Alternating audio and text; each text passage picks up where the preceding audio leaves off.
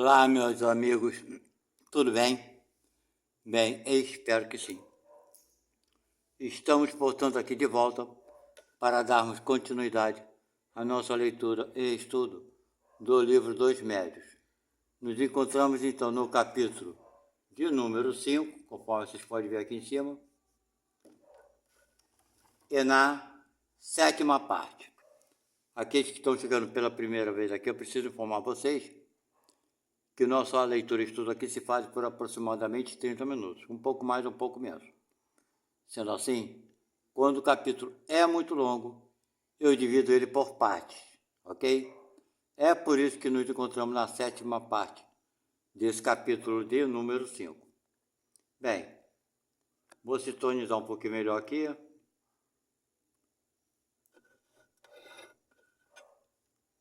Para lermos junto, né?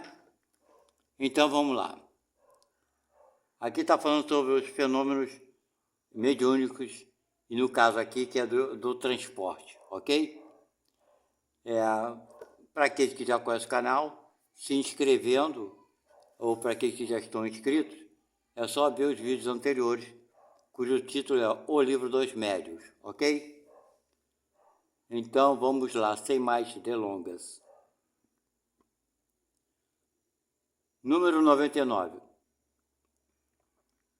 Estes fenômenos oferecem uma particularidade bastante singular, e é que certos médios não o obtêm, senão no estado sonambúlico, e isso se explica facilmente.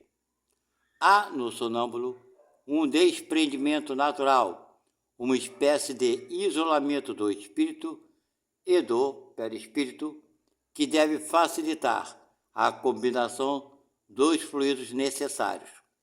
Bem, então esse fenômeno do transporte ocorre bastante no caso dos médios que são sonâmbulos, ok? Porque o espírito, quando não está sonâmbulico, ou palavrinha chata, ele se afasta mais do corpo, então fica mais fácil do perispírito dele se misturar com o perispírito, por assim dizer, se combinar com o perispírito do espírito, ok? Ele continua. Tal é o caso do transporte, dos quais fomos testemunha. As questões seguintes foram endereçadas ao espírito que os havia produzido, mas suas respostas, por vezes, de sua insuficiência, nós as submetemos ao espírito Erasto. Erasto foi um espírito que contribuiu muito com Kardec, ok? Muito mais esclarecido do ponto de vista teórico, e que se completou com observações muito judiciosas.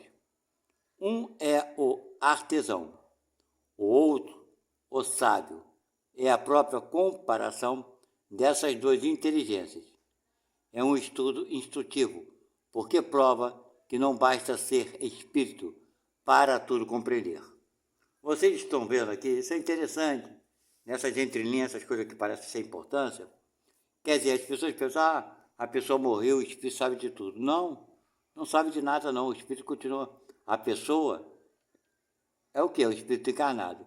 O corpo fica, o espírito continua com as suas ideias, né? Suas percepções, seus conhecimentos, principalmente morais, seus entendimentos, ok?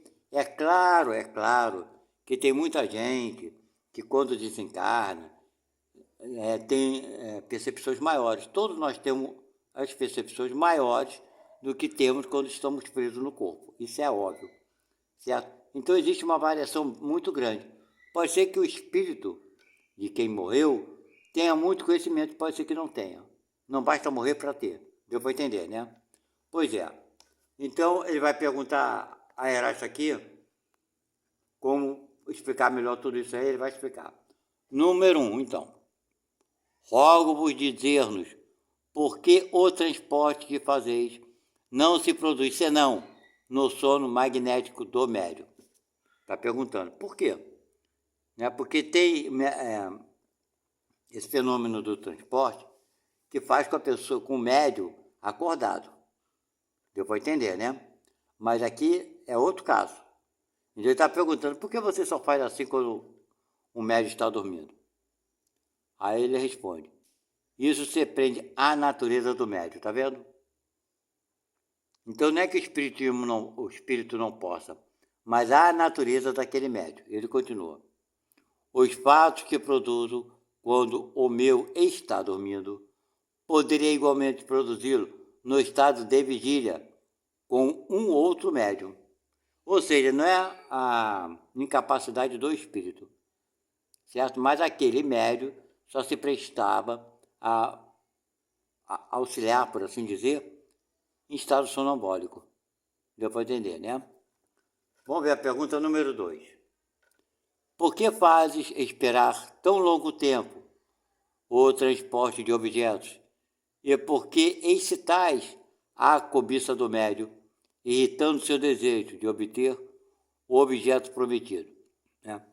Vou repetir aqui. Por que fazeis esperar tão longo tempo? Né? Deixa muito tempo que o transporte apareça em outro local. E por que excitas a cobiça do médium? E fica excitando que o médium tenha a vontade, né? Irritando seu desejo, quer dizer, para que o médium tenha o desejo de obter objeto prometido. Resposta. Esse tempo, está falando do tempo, porque demora, me é necessário a fim de preparar os fluidos que servem para os transportes. Não é uma coisa imediata, tá vendo? A gente tem que preparar esses fluidos. Quanto à excitação, não é frequentemente senão para divertir as pessoas presentes e a sonâmbula. É só para divertir os outros, sem propósito nenhum além desse, né? Porque as pessoas se divertem um pouco e acabam gravando as coisas. Ok? Vamos lá. Vamos ver a nota aqui? A nota de Erasto. Agora Erasto vai falar o seguinte. O espírito que respondeu não sabia mais. Esse espírito dessa resposta, tá? Ele não sabia mais do que aquilo. Não se rende conta do motivo dessa cobiça que aguilhou-a instintivamente, sem lhe compreender o efeito. Querer divertir, ao passo que, em realidade, provoca, sem disso se perceber, uma maior emissão de fluido. Ele, sem perceber isso, está vendo que está saindo mais fluido para ele poder trabalhar. Olha bem. É a consequência da dificuldade que o fenômeno apresenta. Dificuldade sempre maior quando não é espontânea, sobretudo com certos médios. Então, Erasto explicando que esse espírito que deu essas respostas não tinha muita noção de como todo o processo estava ocorrendo.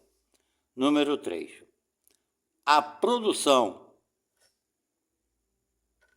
do fenômeno se prende à natureza especial do médium e poderia se produzir por outros médios com mais facilidade e prontidão?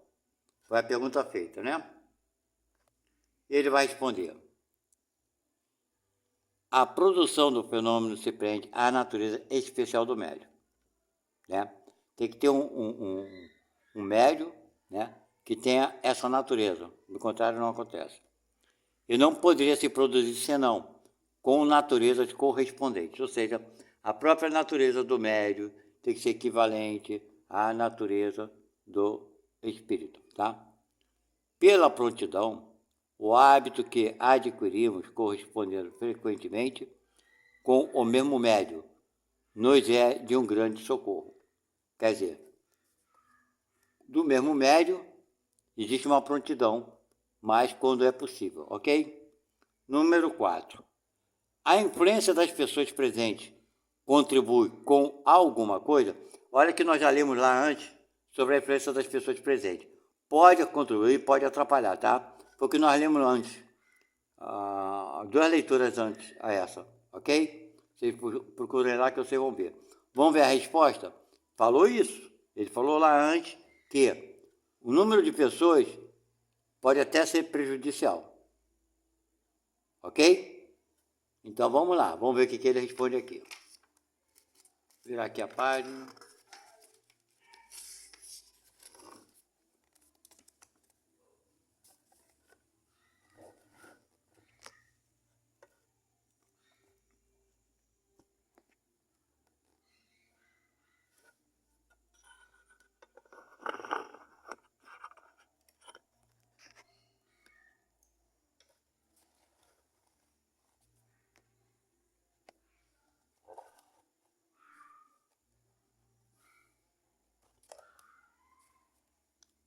Resposta. Quanto à incredulidade, oposição pode nos incomodar muito, tá vendo? Quando tem muita gente que não acredita, que é oposta, que não acredita naquilo, vai incomodar muito, vai atrapalhar. Gostamos bem mais de fazer provas com os crentes, aqueles que acreditam, e pessoas versadas no espiritismo, ou que seja, que tem estudado o espiritismo, que tenha conhecimento. Mas não quero dizer que a má vontade poderia nos paralisar completamente. Tá vendo? É muito melhor, vai prejudicar, é mais difícil, mas não paralisa eles completamente. Ok? Vamos lá, número 5. Onde foste buscar as flores e os confeites que transportastes, né? As flores apanho-as no jardim, onde me apraz, onde ele achar melhor, né? E pergunta, e os confeitos? O confeiteiro terá se apercebido de sua falta? Ele pegou de algum lugar, né? A resposta, apanho-os onde quero. O confeiteiro nada notou, porque coloquei outros em seu lugar. Agora fica complicado. Foi a resposta que o Espírito deu. Eu estou achando estranho isso. Veja bem, ele pegou do confeiteiro e botou outro no lugar. Está meio absurdo isso aqui. Se ele pode botar outro no lugar, ele precisa pegar. Ele criava um e ele botava lá. Olha bem como é que as coisas são. Aí essa resposta aí é meio infantil, né? Quem nasceu primeiro, ovo ou a galinha? Ora, se ele podia botar outro no lugar, para que ele tirou da bandeja do confeiteiro? Não é isso? Pois é. São coisas que... É por isso que eu falo. A gente lê, mas eu vou questionar, vou. Vamos lá, número 7. Vamos ver onde vai chegar isso, né? Número 7. Mas os anéis têm um valor. Onde o tomaste? Isso não prejudicou aquele de quem o tirastes? Quer dizer, ele pula... Agora a caneca aqui deu mole. Eu teria perguntado, vem cá, tu pegou e botou tudo no lugar. Por que você, em vez de ter feito um botar no lugar, pegou esse que você botou no lugar e levava... E apresentava lá onde você tinha que apresentar, né? Pois é. Kardec engoliu mosca aqui. Vamos lá. E agora ele pergunta, e os anéis que tinham valor, você tirou, não roubou de alguém? Vamos lá, a resposta. Apanhei-os em lugar desconhecido a todos, de maneira que ninguém possa ter algum prejuízo. Ele foi na terra, achou isso no meio do mato? Ou foi numa galeria de joias? Porque isso é roubo, né? Foi no banco? Como é que ninguém vai sentir falta disso? Interessante. Vamos ver a nota de Erasto? O que Erasto fala sobre tudo isso aí? Creio que o fato está explicado de um modo insuficiente. Também acho. Em razão da capacidade do espírito que respondeu. Sim, pode nisso ter causado um mal real. Causou um mal real. Tirou mesmo e não botou nada no lugar. Olha, se ele pode botar o confeito no lugar, ele podia botar o tonel no lugar. Assim eu entendo. Vamos lá. Mas o espírito não quis passar por ter subtraído alguma coisa. Aí justifica, mentiroso esse espírito. Só falou meia verdade. Um objeto não pode ser substituído, tá vendo? Serão por um outro objeto idêntico. Vai de conta aquela resposta que ele botou todo doce no lugar, o confeito, né? É ruim. Da mesma forma, do mesmo valor. Consequentemente, se o espírito tinha a faculdade de substituir, olha que eu falei da substituição do objeto, um objeto com que o toma, não teria motivo para tomá-lo, foi o que eu falei, né? E deveria dar aquele que serve para substituir. Foi aquilo que eu falei lá em cima. A resposta chula do cara, eu fiz outro, porra, se eu vou tirar e botar outro, porra, não é melhor pegar outro e botar lá? Ai, Jesus Cristo. Erasto matou a pau aqui. Vamos lá, número 8.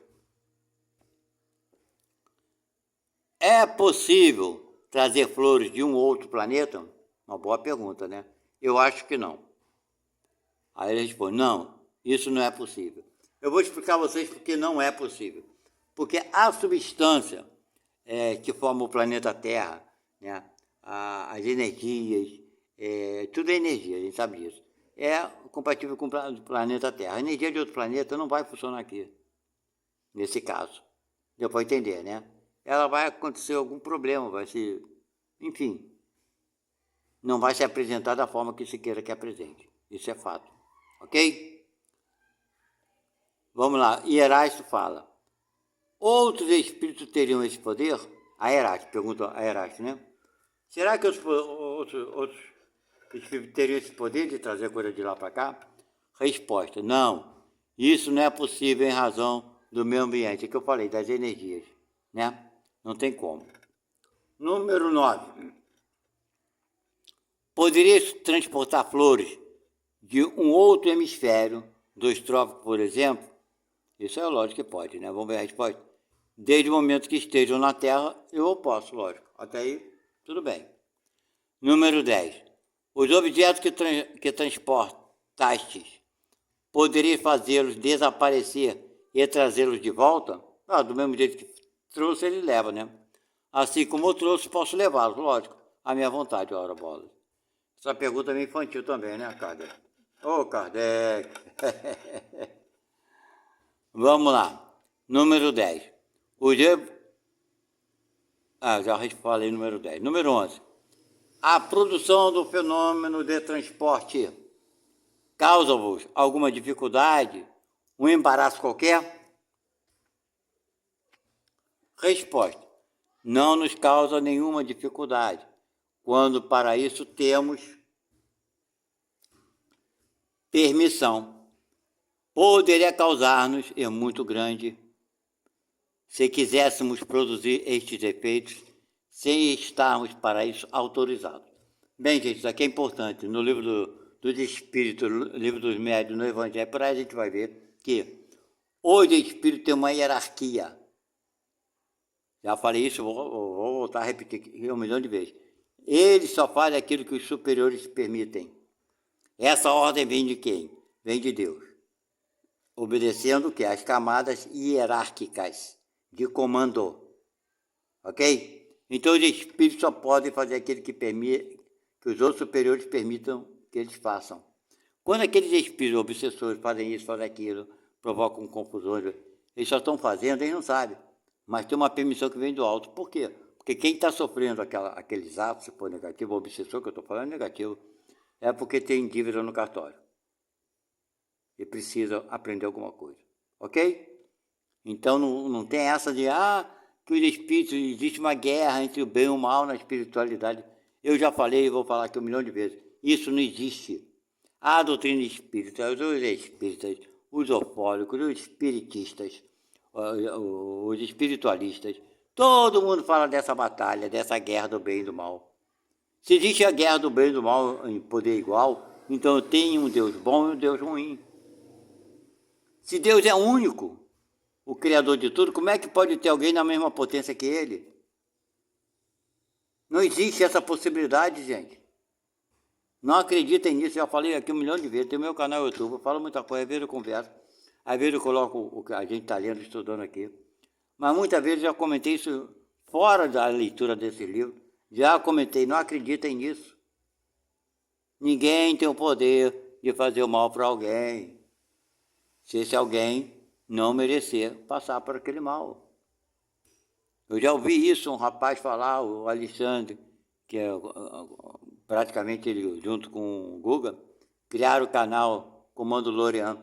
Ele falou uma coisa ao vivo, num programa que eu assisti dele, muito claro, que explica exatamente tudo isso. No mundo existem, quer dizer, abre aspas, ele fala, abre aspas, no mundo existem muitas injustiças, porém não existem injustiçados.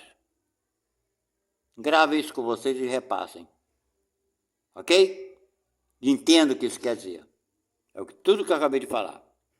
E vamos lá, a nota de Erasto agora. Não quer admitir sua dificuldade, o espírito, né? Quando ele falou aquilo lá em cima. Embora seja real, uma vez que está forçado a fazer uma operação, por assim dizer, material. Ele não quer dizer que constrange ele, mas às vezes ele é obrigado. Porque no livro do Espírito fala o seguinte: o espírito inferior pode negar-se a fazer alguma coisa que um espírito superior tenha lhe mandado fazer, ele tem essa condição. Aí o espírito responde para Kardec: ele sofre uma força irresistível. O que é irresistível? Ou seja, ele não pode negar. Ele, contra a vontade, ele vai ter que fazer. Porque existe o quê? Uma força moral superior a ele. Ele não tem força para negar-se a fazer isso ou aquilo. E é constrangedor para ele admitir aqui, que é o que o Erasto fala, ele não vai admitir, que muitas vezes ele não está afim de fazer e é obrigado a fazer. Porque é uma força irresistível. Porque a força, o bem, sobrepõe a tudo aquilo que a gente fala que é mal, que não deixa de ser ignorância. Ok? Vamos lá. Número 12. Ele pergunta então: quais são as dificuldades que encontrais? Pergunta, né? Aquele espírito lá. Nenhuma outra a não ser as mais disposições fluídicas que podem nos ser contrárias, né? Número 13. Como transportais o objeto? Prendei-os com as mãos? Como é que leva, né? Segura, leva? Ele responde: não, nós o envolvemos em nós. Quer dizer, coloca dentro do perispírito, é isso que eu entendo. Nota de Erasto, como é que Erasto explica como é que exatamente ocorre isso? Ele não explica claramente sua operação, porque não envolve o objeto com sua própria personalidade, mas como seu fluido pessoal e dilatável. É o quê? O perispírito, né? Penetrável e expansível. Combina uma parte desse fluido do perispírito com uma parte do fluido animalizado do médium. É essa combinação que ele esconde e transporta o objeto, motivo do transporte. Não é, pois, justo dizer que o envolve nele. Por quê? Ele é espírito. Nós, espíritos, não temos que nos envolver no objeto, não tem como. Mas usamos o que? O perispírito, ok? Vamos ver, número... Desculpe aí, ó. Eu desci a câmera agora, então vocês relêem a nota de Erasto aí, o que eu acabei de falar, ok? Dá um pause aí e lê para confirmar tudo que eu acabei de falar. Vamos mais, vamos no número 14 agora.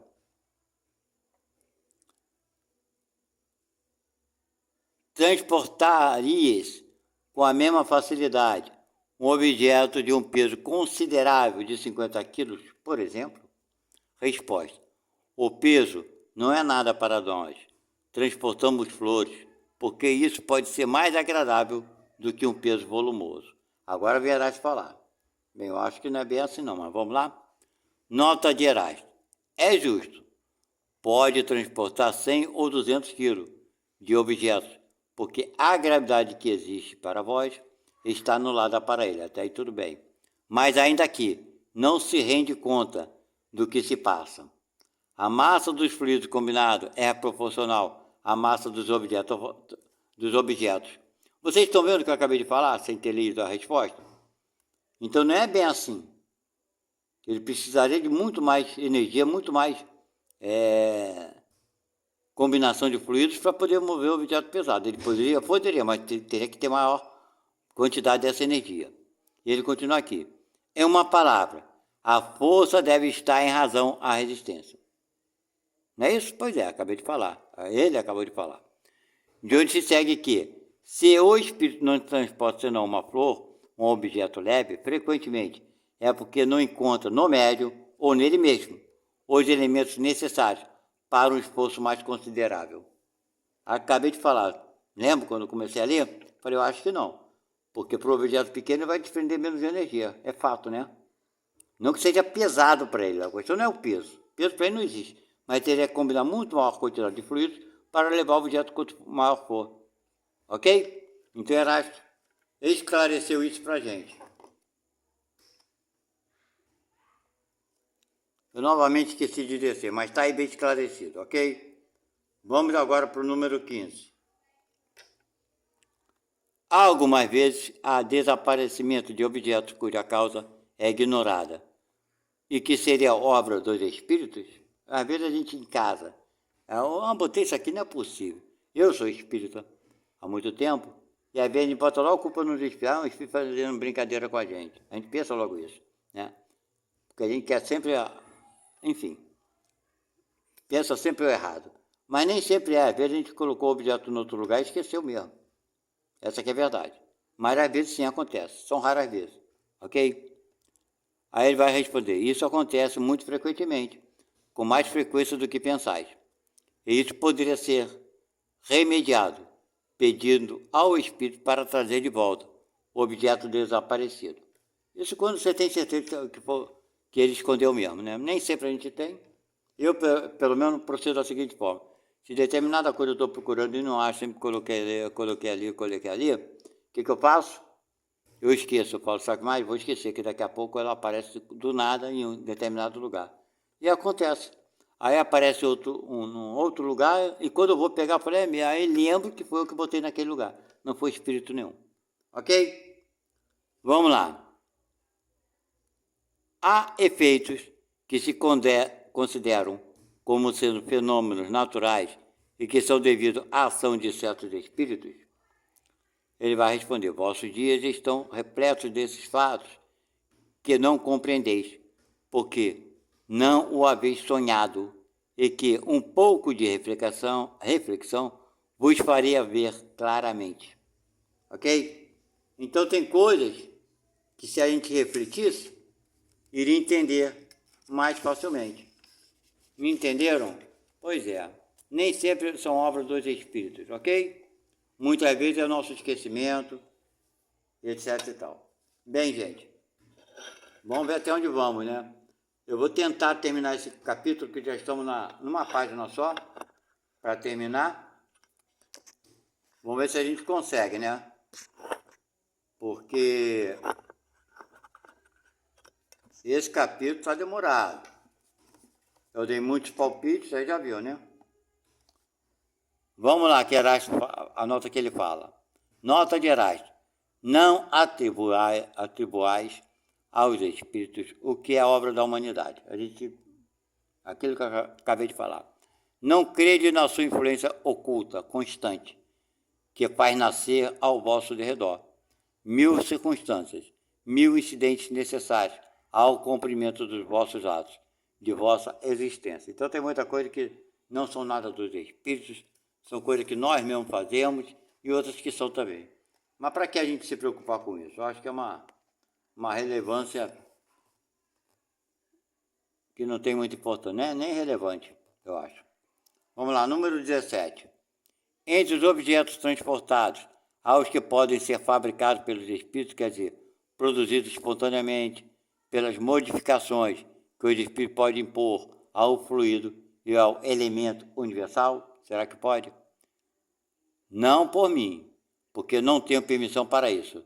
Só um espírito elevado pode fazê-lo, porque ele disse. Número 18. Como introduziste esses objetos outro dia, pois o quarto estava fechado? Ele responde, fiz-los entrarem comigo, envolvidos, por assim dizer, na minha substância. Quanto a dizer-vos mais, isso não é explicável, o resto não dá para explicar. Ele envolveu no perispírito, ficou invisível, e ele invisível atravessa a porta, a parede e por aí vai. Vamos lá. Número 19.